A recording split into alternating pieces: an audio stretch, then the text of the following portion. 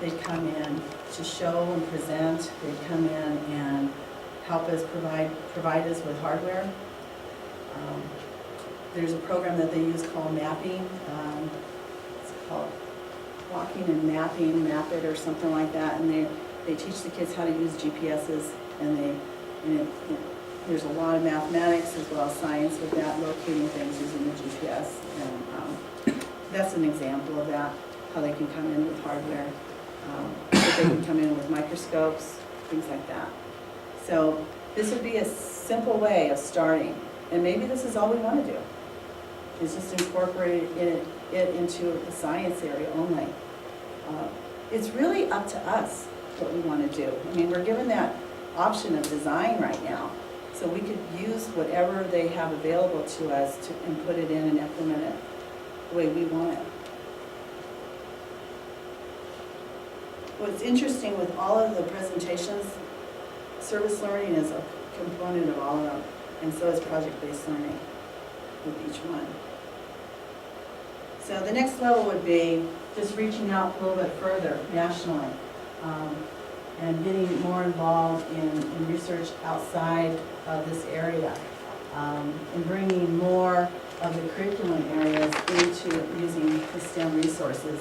For instance, the Treasures program has an element of science and social studies.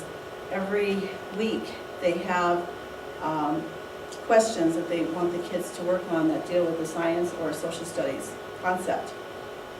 We could use, if the kids are really involved in that concept anyway, like for instance, this last week in third grade, they have researched gray wolves and they compared it to red wolves. The week before they worked on beavers and beaver habitats. Another time, what was the other one? There was a strand in social studies about the environment. So, you know, those themes are already in Treasures. So why not bring in some people who can show them a little bit more and go beyond what they've done some research. They've done the research in class, then we can go beyond that and do a little bit more outside of that. Or a student, maybe it's not the whole class, maybe it's just a group of kids that are doing a little bit more in that area. Like I said, it's really kind of up to us and how we're going to design that. So I guess if we're going to implement anything, whether it's STEM or 21st century or the Leader in Me, these are our strengths. We have a strength in the parent base in this building. The volunteers, the support, the involvement. We have a high reputation in the district. I don't know about you, but I've had a lot of people ask me, why aren't you thinking about closing Lopez? We're a high school. I mean, we've been a very popular school here. We have areas that we need to improve on right now. And I think whatever we do needs to be addressing that. That's the number one thing that we need to make sure that we do. Math is one of our strengths here in this building. So being able to bring in more of that math and integrating that math language in science, because that is the language of science, it's math. And so the more of that we do and integrate those two together, the better I think it'll be for the students. And then CSU, they're here anyway, and they're ready to help. They're very excited about it. So whatever way we go, we need to keep in mind that we have a lot of resources available to us, and we can design this any way we want, I think, as long as we keep in mind achievement is first, and keeping those standards and those core classes. You know, we have to keep the integrity of those intact. So. Do you have the information on, you know, obviously if they're willing to give resources, there has to be an expectation involved with that, I would imagine. You know, what would the expectation, what would we have to do to receive this money? You know, do you have any idea on what they're expecting? Like, are they looking at, for example, we're required to do so many projects per classroom per year, or we're required to have so much communication with CSU on certain subjects and topics? I haven't heard anything like that, and I asked that question. Because you know what I mean, there's got to be they have to have an expectation. They're not just going to... I think what the grant is going to be involved in, they're going to be the ones who have to provide something for whoever is providing them that money. It's what they're going to do for the teachers in order to make us successful. So they're the ones who would have to present some type of evidence or proof on what they did. But as far as we're concerned from CSU, they don't want anything. They want us to be, they just want to be involved. Blog was online. I know, isn't it great? Yeah. Yeah, I mean, it's, Need them to she adopt came it. up with so many different, she came up with so many different things that, she goes, if you want it, I'll find it, basically. I mean, part of it is probably to get the grant, they have to have community partners, they have to have schools involved, Sure. right? So Right. it's, And I imagine there has to be some sort of Yeah. level of us working with that department, of course, but that's not a big Now, issue. someone asked me, I think it was the last session, I can't remember, I've been here all day.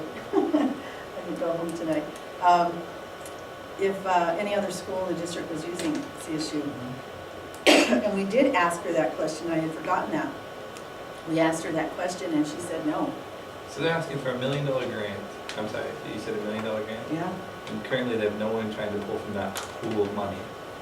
I mean, just, I feel like I'm missing something. I think- Anytime I hear something's too good to be true, like he grabbed 2 candies, the third one had to cost him. You know what I mean? Anytime something's too good to be true, that feels like Yeah, I get a little anxious. yeah. The thing about that, though, that grant doesn't have anything to do with what we're gonna do. Because we're gonna do whatever we have to do to keep, Of course. right. We're gonna do it anyway. Of course, but if we're gonna be doing anything and anything gets us money, They're not giving us money. They're not giving us money, they're giving us or support. resource, I mean, Yeah. but when you say support, I would assume that means technology, I would assume that means something that's Their techno- tangible. The technology is part of different elements of that. So city and county agencies have things available for us on loan. So maybe I'm misunderstanding what CSU? they're giving us. CSU could have, they have, according to her, they have things that they might be able to lend us. And what that $1 million grant is involving is money to pay teachers from CSU to teach teachers. It's professional. It's all professional development money. It has Which is terrific. I mean, Yeah. as long as we understand what they're gonna be developing you on, you know, and are they just teaching you, are they teaching you 21st century skills, kind of like we heard over there? Mhm. Or do you have any idea on what they're proposing for that development? It's on STEM education. Okay, So encouraging teachers to involve STEM education into their classroom. okay. And so it could be for, the difference here, I believe, is that there could be a teacher anywhere in the district that just wants to be able to incorporate more science into their classroom. Mhm. They would provide someone to help that teacher do that. Okay. Now, the whole building is different. There's all of us, okay, there's all your specialist teachers. So how are they gonna help us design a program using STEM in the building? And that's what they're saying they could help us do. So the resources that they're gonna give us are strictly in professional development, from what you understand? Mhm. Okay. But the other resources, there's 2. CSU right now can provide speakers, they can provide Probably experts in the field? to come experts in the field to speak come and- into the okay. building, they can provide, she told me that we could get microscopes, because I asked her. Mhm. She said So, yes. so it would allow us So- to use some of CSU's equipment as well. So if you're learning the Mhm. subject on, for example, or you said, I don't know if you guys, but they do an electricity and magnetism unit. So that's in 4th grade. So we would be able to use some of CSU's laboratory equipment or things like that Mhm, to help emphasize what you're learning. mhm. Is that what you understand? Yes, that's how I understood her, Which is, yeah, okay, that's great. yeah. So the folks from CSU would be the folks in that given field? Yes. Or just the folks that are trying to better understand the incorporation of STEM teaching? So in other words, are we getting practitioners or are we getting folks that are learning to pass along the style? And so in other words, you know, those folks that, are we tapping into a scientist? Or are we tapping into someone who specializes in education theory and is trying? The people who are, we're tapping into both. The people who are into the education and the theory are working with the teachers. The people who are the scientists, the experts are working with the kids. Or they're working with me to also help me make that bridge and to teach I them really that like the too. idea of practitioners. I sometimes wonder and worry if we're testing out an educational theorem on are we using us as an incubator for ideas and testing? I mean, I guess that would be my concern, is that Yeah. we're focusing on the real world practicum folks rather than, and This then is my not thought new, would be is though. that if they're getting funding through a STEM education program, that the primary focus then would be on developing those folks that deal with STEM education theory. And so I guess I would just I see worry where about you're that. coming from.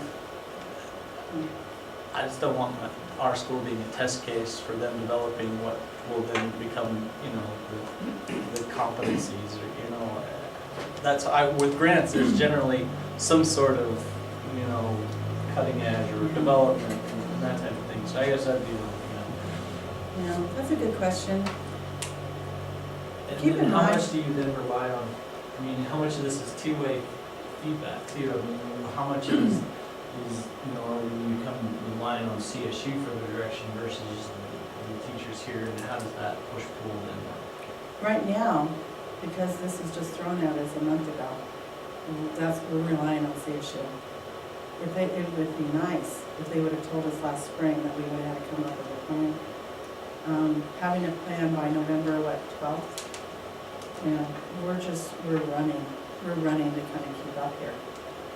I know, no, I don't expect you to have those, I'm just vocalizing concerns. Right. But, And that's a concern for any program that we come up with. Exactly. Yeah. This is a broad question, perhaps this isn't the place to ask it, but I guess I don't get how either of these are going to help with the reported reason for closing the school, which is a budget shortfall. So, I mean, can you explain that to me? Because I don't get that. How does any of this, I can try. And, you know, that's, and I haven't talked to Jerry Wilson for about 3 years, but he thinks that if we can draw people with a label or a brand, then that's deserving for us to be open. You know, that's enough. Witness been- Olander. He's been wanting a STEM school. He wants to push that. I know that 21st century skills and STEM is something he's been pushing. He was looking at a high school level, of course, last time we talked to him. But I think right now it's just a matter of, like, we have so many students choicing out of this community. How do we get those kids back?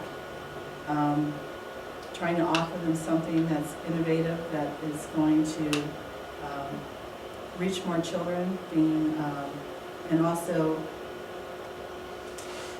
provide a resource for enrichment, because we have gifted students in here that have very little support, and STEM education can be for the whole child and for any child. It doesn't have to be just for gifted kids. And if you, from what I understand, when you offer that in a school, then the differentiation can come within those units. So if a student is studying something along the lines of, I don't know, think about a project I've done on insects, for instance, and they have something that they're working towards, like studying worms, for instance. That's STEM education. If they're implying, if they're counting them, if they're comparing them to other creatures, and depending on the student, they can work to their potential, or they can work beyond that and challenge them to go further. And so if we can offer something that's for the whole child, rather than just for a gifted student, then maybe we can draw some of these kids out. And maybe we'll draw some of these kids that are gifted, that are choicing out. So that's. so there are a lot of kids that should be going to Lopez that are not because they're going to school choice, is that what I understand? I understand, there's a handful, Yeah, but yeah. it's fairly evenly split Yeah. on We those gained a choice few in kids. versus choice out. Yeah, we- Oh, Yeah, it is. 2 it points. offsets. 2 Yeah. questions. Okay? 2 minutes. Okay.